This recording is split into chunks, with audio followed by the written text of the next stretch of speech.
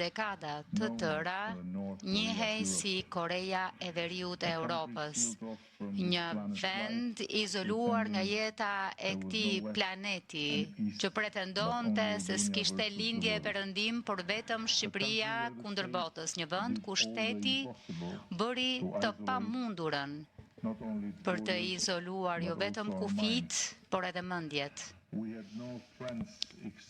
Nuk kishim fronte të tjera përveç njërit, Kinën e Maos dhe urrëtitjen e revolucionit kulturor. Fryma e errët e revolucionit kaloi kontinentin dhe gjeti stre në tokën tonë. Intelektualët u shndruan në objektiva. Mendimi i lirë u shndrua në herezi dhe e shkuara u bë diçka për tu azgjësuar, ndërkohë që ardhmja u shndrua në një burg i maskuar si një strep. Në fakt,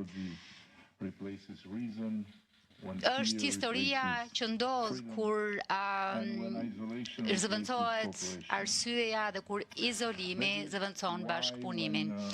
Ja pse kur komunizmi ra, shqiptarët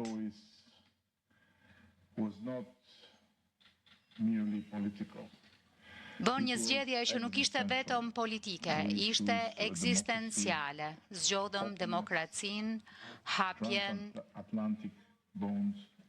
lidhjen transatlantike që është Europa. Për ne, integrimi europian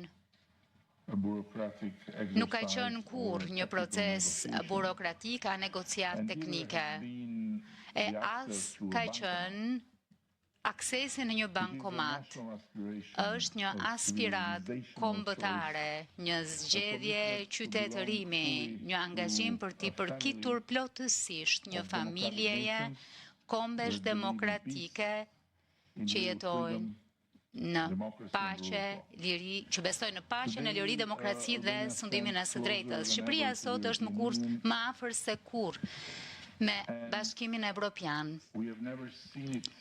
Dhe nuk e kemi parkur të jetë kaq konkrete, kaq reale në asnjë moment të historisë sonë.